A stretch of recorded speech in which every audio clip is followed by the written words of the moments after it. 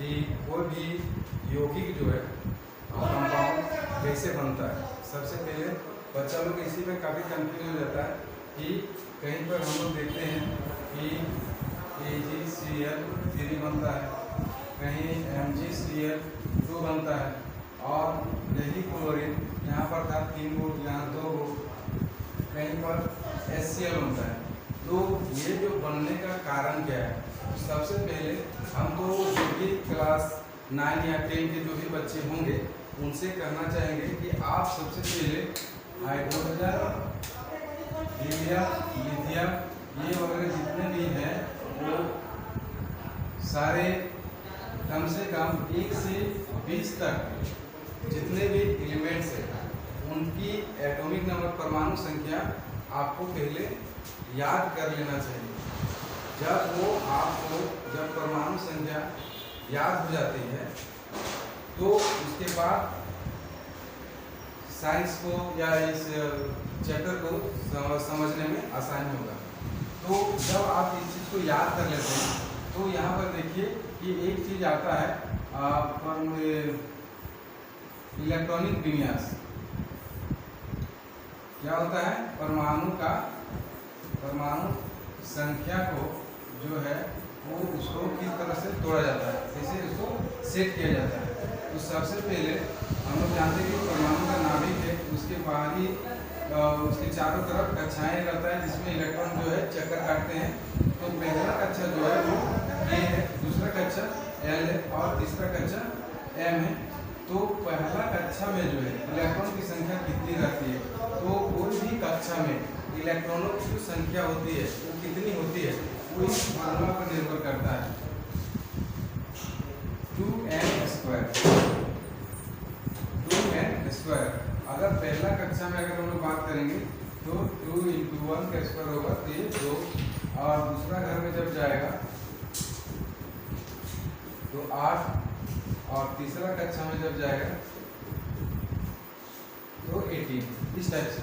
तो पहला कक्षा में जब हम लोग यहाँ 20 तक के बारे में पहले बताएं कि 20 तक के बारे में हम लोग अगर पढ़ते हैं 10 तक के लिए, तो यहाँ 20 तक जो हम लोग सेट करेंगे तो पहला कक्षा में इसका 2 आता है, और दूसरी कक्षा में इसका 8 रहता है, और तीसरी कक्षा में भी इसका 8 तक जाएगा।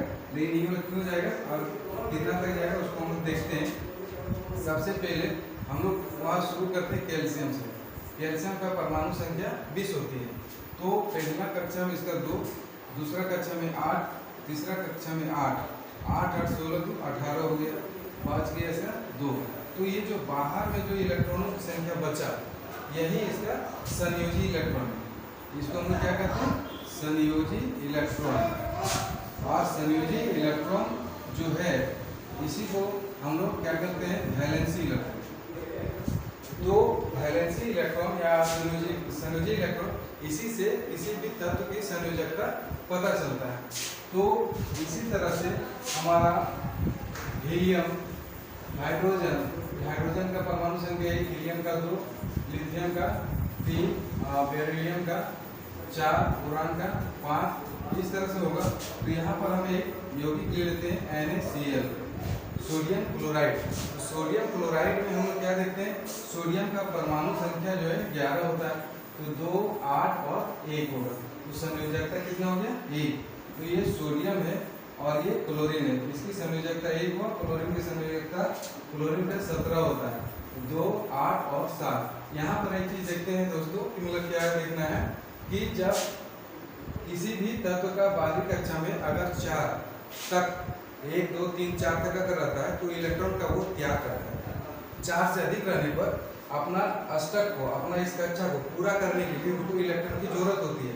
वो दूसरे तत्वों से जो त्याग करने वाला होता है या जो लेने वाला होता है उसे वो दोस्ती करता है, साझेदारी करता है और यौगिक बनाता है। तो यहाँ पर हम लोग देखते हैं कि क्लोरीन को 1 इलेक्ट्रॉन की जरूरत होती है और यहाँ सोडियम 1 इलेक्ट्रॉन का त्याग करता है। तो दोनों एक दूसरे से साझेदारी करके ये NaCl यौगिक बनाते हैं। इसी तरह से जब हम दूसरा चीज के बारे में बात करेंगे Mg और Cl, तो Mg मैग्नीशियम का होता है परमाणु संख्या 12, तो इसका 2, 8 और 2, इसका बाहरी कक्षा में 2 इलेक्ट्रॉन है, दैट मींस ये 2 इलेक्ट्रॉन का त्याग करेगा। और यहाँ पर क्लोरीन के बारे में हम लोग पहले पढ़ चुके हैं कि इसको एक इलेक्ट्रॉन का जरूरत होता है। तो यहाँ पर मैग्नीशियम 2 इलेक्ट्रॉन देता है, क्लोरीन को 1 ही इलेक्ट्रॉन इसके जरूरत है। तो जब ये दोनों एक दूसरे से साझेदारी करके यौगिक बनाता है तो Mg और ये 2 इससे गुना होकर के Cl2, ये MgCl2। और इसी प्रकार से कभी क्लोरीन का यहाँ पर 1 हुआ, यहाँ पर 2 हुआ, यहाँ पर सिल्वर क्लोराइड का जहाँ हम देख रहे हैं वहाँ 3 होता है। तो दोस्तों इसी तरह से आगे का भी बारे में बताएंगे। तब तक के लिए धन्यवाद।